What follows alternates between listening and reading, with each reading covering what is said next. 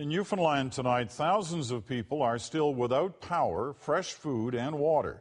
2 days after Hurricane Igor hit, supplies are not reaching isolated communities. A stark example is Hodges Cove. Our Daryl McIntyre made it into the town and found residents in dire need of help. In Newfoundland, road construction has never been more of a priority. There are so many washouts on the Burin and Bonavista peninsulas, officials still don't even have a full count. People living in towns beyond those washouts are completely cut off.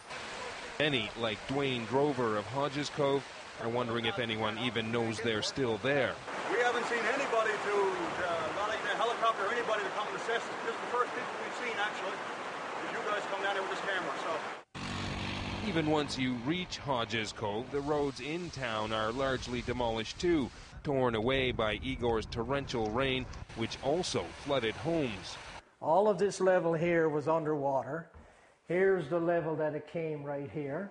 Wilford Warren is trying to clean up without power, without phones, and with no connection to the outside world, and he says it's frustrating. Really, we have no one to help us. We're here all on our own. Whatever we can do, we do. And that's as simple as it gets.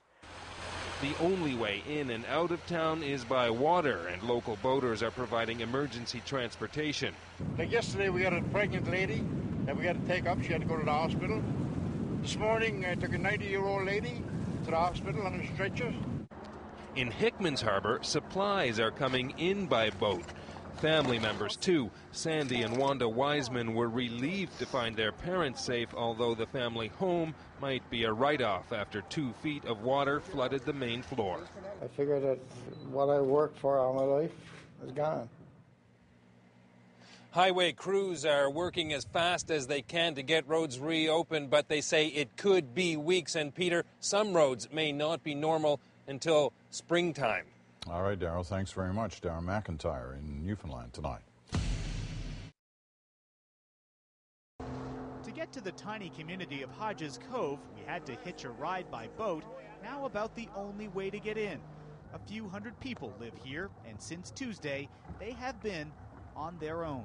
It's not going to take long before we're in deep trouble. This, one of the many washouts on the only road out. At the local store, the beer and cigarettes were the first to run out, but the shelves now empty of milk and bread, and no way to truck in supplies. Anything that anyone really needs as regards to like juice and diapers, like anything, that's the things that's hard to get here right now. The power has been off since the storm, some saying they're having to live like they did 60 years ago, relying on boats, this one set aside as a kind of floating ambulance, used Wednesday to race a pregnant woman to hospital, a journey that now takes around an hour and a half. We had to use the boat to carry her to Long Beach, put her on the ambulance. She went into the hospital.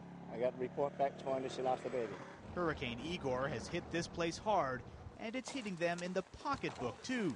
Many here can no longer drive to their jobs in bigger towns further down the road. I'm missing 4 days' work if I don't get to work tomorrow. So it's a week's work gone. As for when this road will open up again, residents here have been left to guess. They hope it'll happen by Monday. But the storm wrecked so many roads, it's hard to say.